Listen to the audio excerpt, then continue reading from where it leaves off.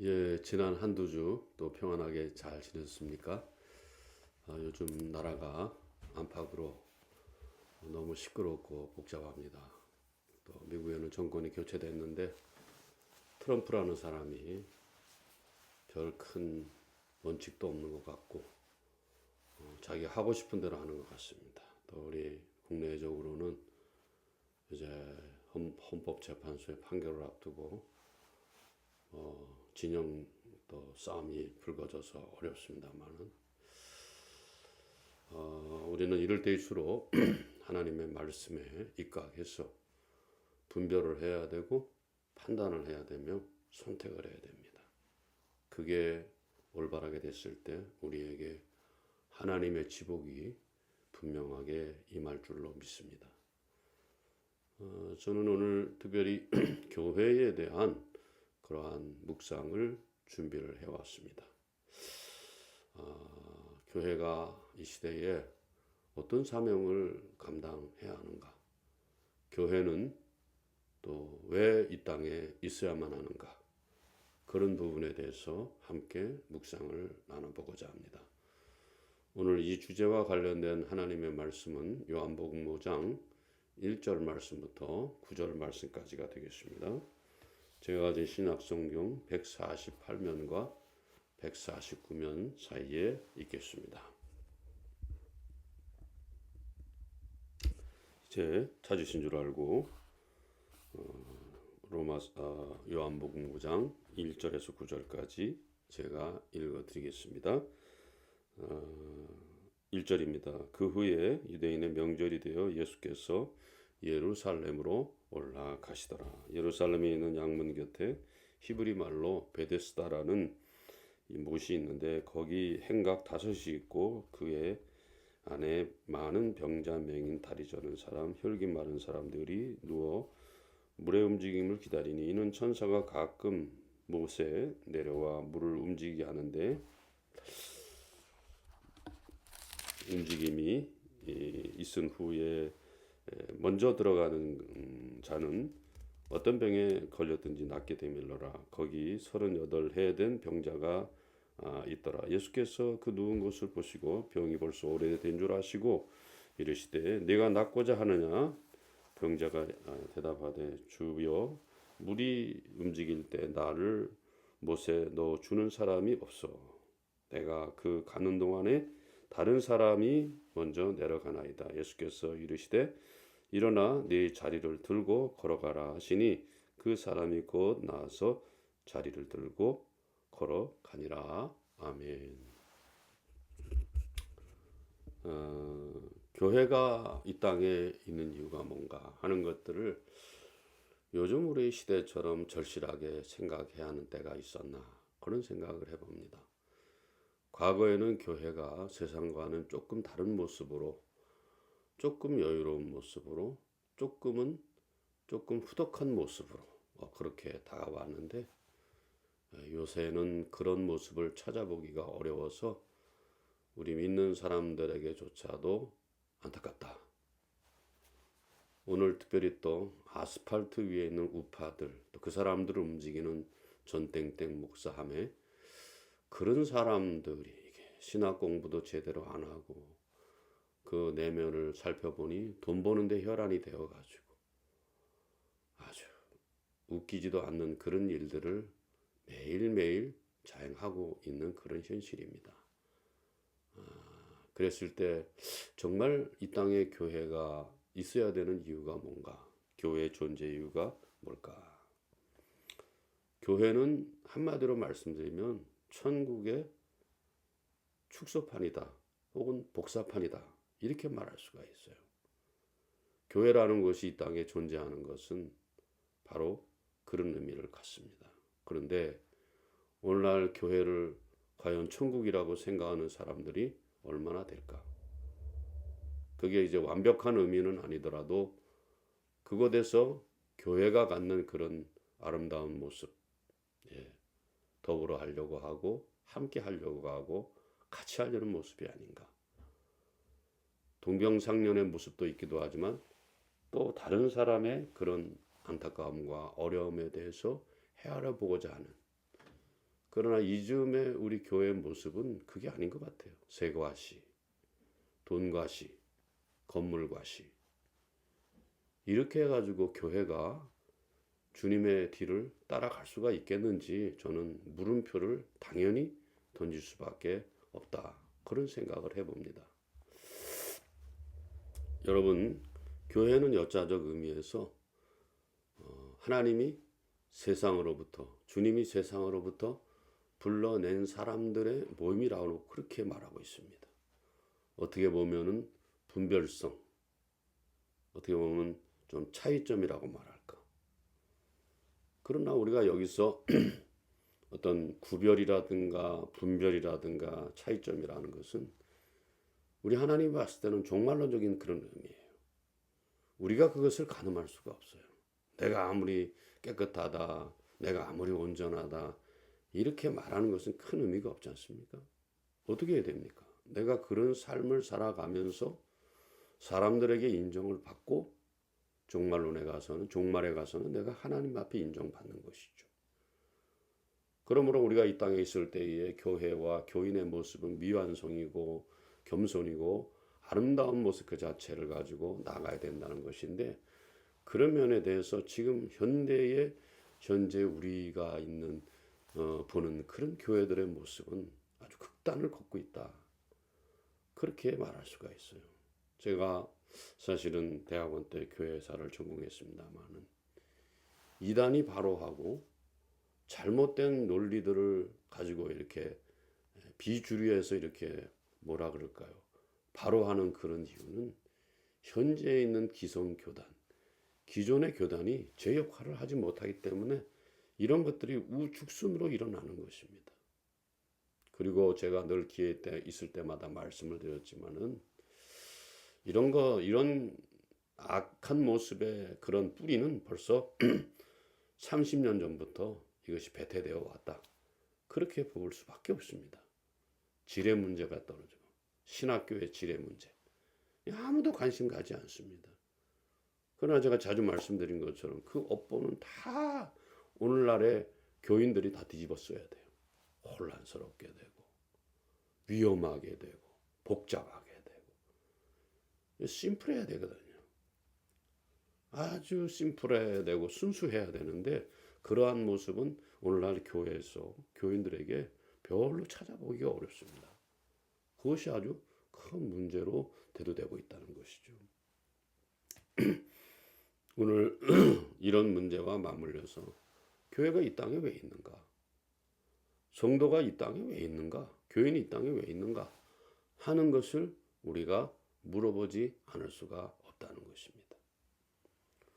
오늘 여러분들이 본문을 읽었습니다만은 여기 등장하는 베데스다 연못의 그런 여러 가지 상황들은 오늘 우리 시대의 교회나 교인들이 어떻게 존재해야 되고 왜 있어야 되는지 그런 부분에 대해서 우리에게 잘 말해주고 있다라고 말할 수 있습니다. 이 베데스다라는 이 연못은 축구장 크기만큼의 넓은 그런 장소였다고 합니다.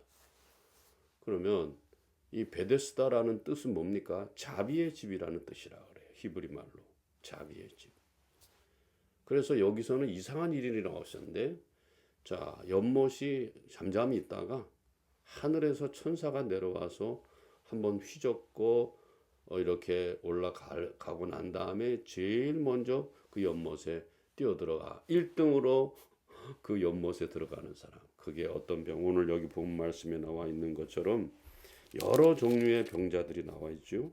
여기 보니까 많은 병자, 맹인, 다리 저는 사람, 혈기 마른 사람, 뭐 이런 사람들이 누워가지고 이렇게 이제 그 물이 동할 때 자기가 먼저 가든지 다른 사람이 먼저 실어다 주든지 이렇게 해서 먼저 들어가기를 기대하고 있었다는 것입니다. 참으로 그러면 거기 제일 먼저 들어가기만 하면 낫는 곳이에요.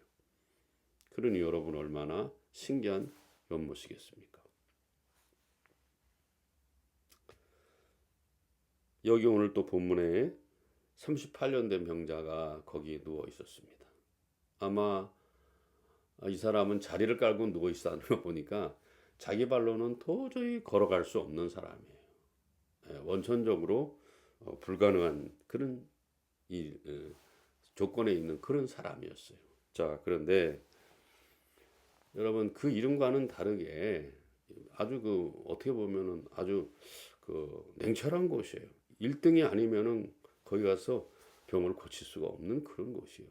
명칭은 자비의 집인데 어떻게 보면은 여기는 자비와 무자비가 함께 공존하는 곳이 아닌가, 제가 그런 생각을 해보게 됐습니다.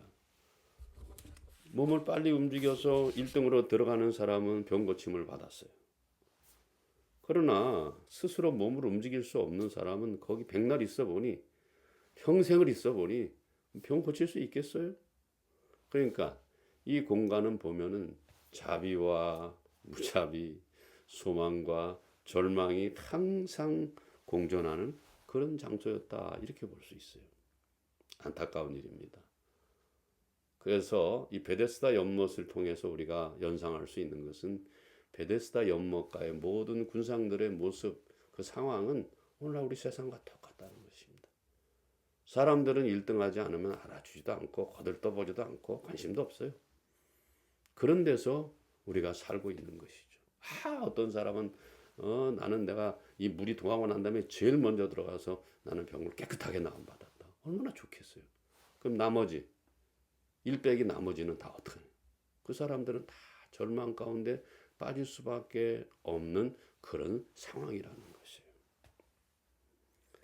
사실 우리도 표현만 안 했을 뿐이지 여러분이나 저나 몸과 마음이 다 상처받고 병들어 있어요. 물론 우리가 건강한 몸, 건강한 마음을 가지려고 애를 쓰고는 있지만은 참 그게 극복하기가 굉장히 쉽지 않다는 것을 우리 스스로가 알고 있습니다. 우리가 다 그런 병자예요. 예수님께서도 말씀하셨듯이 수고하고 짐진 자들아 다 내게로 오라, 내가 너희를 편히 쉬게 하리라. 그 말이 무슨 말일까? 그 말이 무슨 말일까? 그건 우리를 좀 생각해 봐야 된다는 것이죠. 어쨌든 이런 엄청난 경쟁 속에 있는, 치열한 세상과도 같은 이런 경쟁 속에 있는 이 베데스다 연못가에서 많은 병자들이 지금 낫기를 원해서 거기 와서 기다리고 있었다는 것이에요. 예수님 보시기에 그 상황은 분명한 것이에요. 약육강식, 적자생존, 그런 것이 난무하는 장소였다는 것이에요. 그러나 이러한 것은 주님이 원하시는 삶의 모습은 아니었다는 것입니다. 그렇기 때문에 예수님께서는 진짜 38년 된 병자에게 다가가셨다는 거예요. 여러분 잘 아시죠? 38년 된 병자라는 것, 유대인의 그 숫자 가운데 40에 하나 감한매라는, 이제 막 앓고 알아서 병들고 병들어서 지칠 대로 지쳤다, 그 숫자가 그렇게 은유를 하고 있는 거예요. 제가 볼 때 이제는 더 소망도 없고 더 자비도 없는, 이제는 어떻게 하면 좋을까, 그저 벼랑 끝에 서 있는 그런 사람의 모습을 비유하는 것이 38년 된 병자라는 것이에요. 예수님이 그런 병자에게 다가가셨다는 것입니다. 그때에 주님이 이렇게 묻습니다. 오늘 본문 말씀에 나와 있는데 단도직입적으로 묻습니다. 네가 낫기를 원하느냐? 네가 낫기를 원하느냐? 그렇게 물어보고 있습니다. 이게 무슨 말입니까? 베데스다 연못가의 불문율을 다 깨트려 버리는 거예요. 천사가 내려와서 물을 통했을 때 제일 먼저 들어가는 자만이 고침받을 수 있는데, 예수님께서는 그것을 다 무너뜨려 버리신 거예요. 약육강식, 적자생존, 이런 생존의 원리들을 다 까부셔버린 거예요. 네가 낫기를 원하느냐? 네, 제가 낫기를 원합니다. 그렇게 응답만 하게 되면은 우리 주님으로부터 고침을 받을 수가 있다라는 것입니다. 놀라운 일이죠, 여러분. 우리는 다 타성에 젖어 사는 것을 당연하게 여겨요. 그냥 사람들은 각박할 수밖에 없어, 치열할 수밖에 없어. 또 혼란스러울 수밖에 없어. 우리는 그런 데서 그냥 살아야 돼. 이렇게 해서는 안 된다는 것이죠. 수고하고 무거운 짐진 자들아 다 내게라. 내가 너희를 편히 쉬게 하리라. 여러분, 그 말과 이 말은 좀 일맥상통한 그런 의미가 있지 않습니까? 우리가 주님께서 그런 말을 했을 때 그 의미를 우리가 알아야 되는 거 아니겠어요? 이 땅에 우리가 살면서 세상의 방법대로 살다 보면 결국 쇠 빠지게 그냥 하는 대로 그냥 최선을 다했지만 결국 자기한테 다가오는 건 절망밖에 없다는 거예요. 우리가 가진 믿음의 힘이 무슨 그런 의미가 있겠느냐는 것이. 그 믿음을 안 가지면 이 약육강식의 적자생존에 이 세계 속에 살다가 그냥 쓸쓸하게 마감하는 것입니다. 저도 지난 한 달 동안에 2번에 한 급체를 만나가지고 죽을 뻔했어요. 그랬는데 여러분, 정말 주님에 대한 소망이 없으면 그냥 그렇게 살다 가는 거예요. 그렇게 살다 가는 거예요.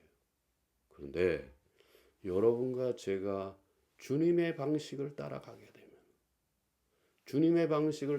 되면 우리는 그 방식대로 살게 되기 때문에 아무리 험악한 세상, 복잡한 세상, 약육강식의 세상, 적자생존의 세상에서도 참 연어와 같이 거슬러 올라가면서 뭔가 다른 것을 붙잡을 수 있는 그런 것들이 여기에 숨어 있지 않나. 숨어 있다는 것입니다. 그래서 주님은 이런 말씀으로 이 사람에게 오셔서 그 말씀을 따라 살 때 치유와 회복이 일어난다는 거예요. 치유와 회복이. 마음의 치유와 회복이 일어난다는 그런 놀라운 선언이잖아요. 너무 귀한 것이고 너무 아름다운 것이고 너무 기쁜 소식이 굿뉴스예요. 진짜 굿뉴스다 이 말이죠. 진짜 그 사람은 예수님께서 낫고자 하느냐, 나 낫기를 원합니다. 당연히 말하지 않겠어요. 그때 그는 깨끗하게 나음을 받아서 자리를 털고 일어나 가버렸다 그랬어요. 그 일을 우리가 다시 한번 봐야 된다는 것입니다. 우리가 이 땅의 기준과 이 땅이 원하는 능력만 가지고 살아가려고 몸부림칠 때 우리는 성경이 말하는, 주님이 말하는 영원한 것들을 영원히 바라볼 수가 없어요. 우리가 이 땅에 70년, 80년 오래 살 때는 100년도 살 수 있겠지만은 그 삶은 뭐합니까? 제가 살아보니 그 과거의 것들은 다 소용없는 것들이에요. 잊어버리는 것들이에요. 그게 아프게 살았든 또 건강하게 살았든 부자로 살았든 가난하게 살았든 다 의미가 없어요. 왜? 이제 얼마 안 남았거든. 하나님 앞에 갈 준비를 제대로 해야 되는데 제대로 하지 못하고 산다는 것이 얼마나 안타까운 일이냐. 그렇게 우리가 결론을 내릴 수 있지 않겠습니까? 오늘날 안타깝게도 교인들 사이에서도 교회들 사이에서 능력주의만 팽배해요. 무슨 부흥을 경험해 본 사람만이 부흥을 한다고 이따구 소리는 하면서 말이지. 그 아주 교만한 소리거든요. 입 다물고 있어야 되는데 껐덕거리고 잘난 척하고 뽐내고 의시되고 뻐기고 그게 뭐하는 짓거리입니까 여러분. 본인의 무덤을 스스로 파고 있는 거예요. 늘 그렇게 하겠어요? 부흥을 늘 경험하면서 부흥에 매달려 살겠어요? 자기의 본질은 없습니까? 교회뿐만 아니고 성도, 교역자 다 능력주의에 매몰돼 사는 것이 오늘 우리의 현실이라는 것입니다.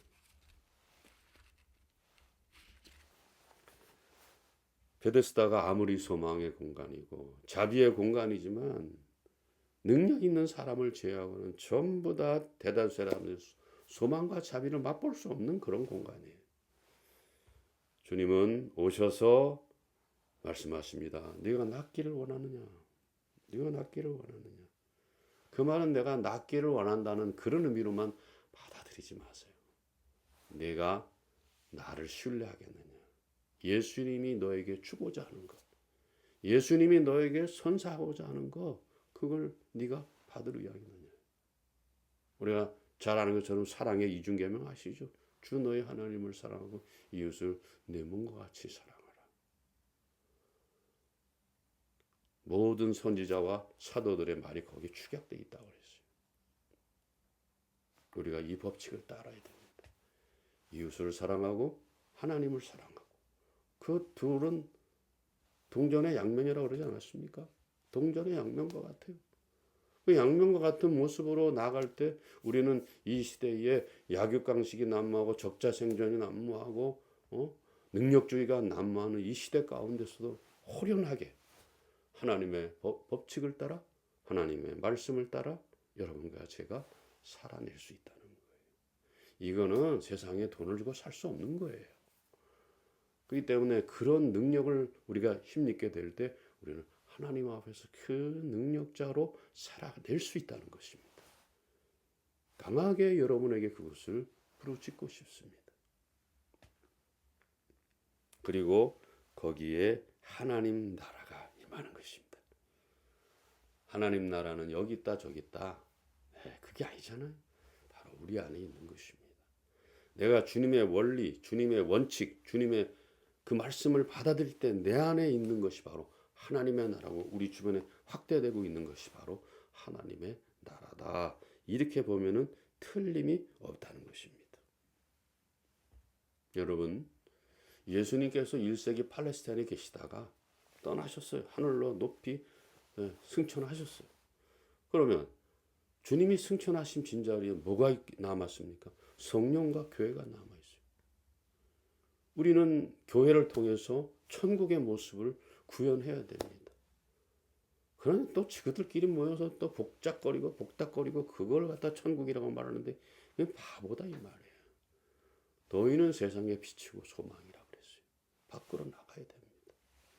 교회에서 준비된 자는 일주일 내내 밖으로 가서 직장과 사업장과 학원과 지역사회에 가서 하나님의 말씀을 이 몸으로 실천하는 그런 모습을 볼 때 거기가 하나님의 나라가 되는 것이고 거기가 바로 자비의 공간, 거기가 바로 아까 말씀드린 것처럼 무자비한 것이 아니라 자비고 그리고 절망이 아니라 소망의 공간으로 그것이 차고 넘칠 수 있다는 것입니다. 예수님이 사랑의 그런 놀라운 능력을 십자가를 통해서 보여줬어요. 고린도전서 1장 18절 이하의 십자가의 능력에 대해서 잘 말해주고 있지 않습니까? 섬김과 희생과 나눔이에요. 이거는 빼도 박도 못하는 거예요. 예수님이 보여주신 거예요. 자주 말씀드려요. 예수님 왜 십자가 지려고 그래요? 실 필요 없어요. 우리에게 그렇게 살으라는 것입니다. 예수님은 바울 사도는 십자가만을 앞세우고 자랑하지 않았어요. 그 이유가 바로 거기 있는 거예요. 하나님 나라의 원리, 성경의 원리 이것을 갖다가 거기에 내는 것이죠. 우리가 그냥 되는 대로 살고 세상 따라 흘러가자 이렇게 해서는 아주 곤란하다는 것이 그건 아주 잘못된 것이라는 것이 오늘 우리는 십자가의 능력을 따르려고 하기보다는 자기 능력을 과시하잖아. 예배당 크게 짓고 사람 많이 불러 모으고 정가훈이 보세요.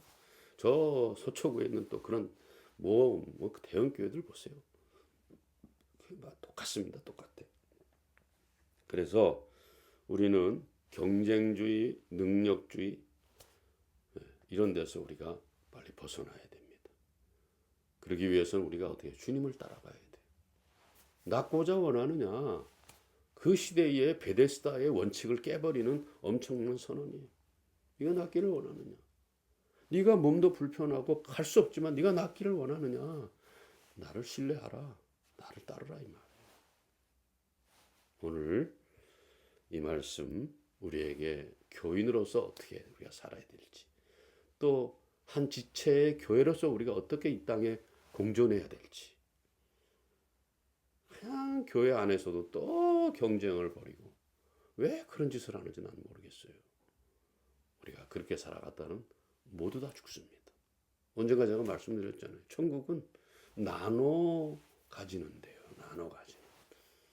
그러나 지옥은 나만 먹겠다고 같은 숟가락인데 같은 숟가락을 손에 가졌는데 천국에서는 떠먹여 서로 떠먹여. 지옥에서는 이게 되나 이게 기다란 큰 숟가락을 여기다 메워줬는데 떠먹이 좀 먹을 수 있는데 지 혼자 먹으려니까 배를 쫄쫄 골아서 뼈다귀만 남아 죽을 수밖에 없네. 그게 바로 지옥이라는 거예요. 이제 묵상을 정리해 봅니다. 이제 봄이 또 가까이 오는데 봄만 왔다고 안심할 게 아니고 내 삶을 어떻게 내가 좀 풍요롭게 정확하게 가져갈 것인가. 주님의 원하시는 그런 모습을 따라 우리가 살아야 될 것은 아닌가. 그렇게 생각해 봅니다. 능력주의, 성공주의, 약육강식, 적자생존 이것만 부르짖지 마세요. 하나님께서 원하시는 건 따로 있어요. 그러한 하나님이 우리에게 예비하신 놀라운 대안들을 그것을 여러분이 따라가면서 사랑의 이중계명과 사랑을 통해서 우리에게 오는 정신 옳은 일과 선한 일에 최선을 다하는 것. 그것만이 우리를 이 세상의 거친 세파에서 일어날 수 있게 하고 그걸 넘어서서 주님이 준비하신 그 놀라운 세계 이 땅에서도 하나님의 나라를 누리면서 살 수 있도록 그렇게 우리를 인도해 주실 줄로 믿습니다. 또 이제 2월이 가고 오늘부터 3월인데 3월부터 봄 기운과 함께 힘있게 격변하는 시기 속에 우리가 살고 있지만 원칙을 지키면서 주님을 바라보면서 말씀의 기준에서 잘 힘있게 살아내는 여러분 되시기를 주님의 이름으로 소원을 드립니다. 감사합니다. 평안하십시오.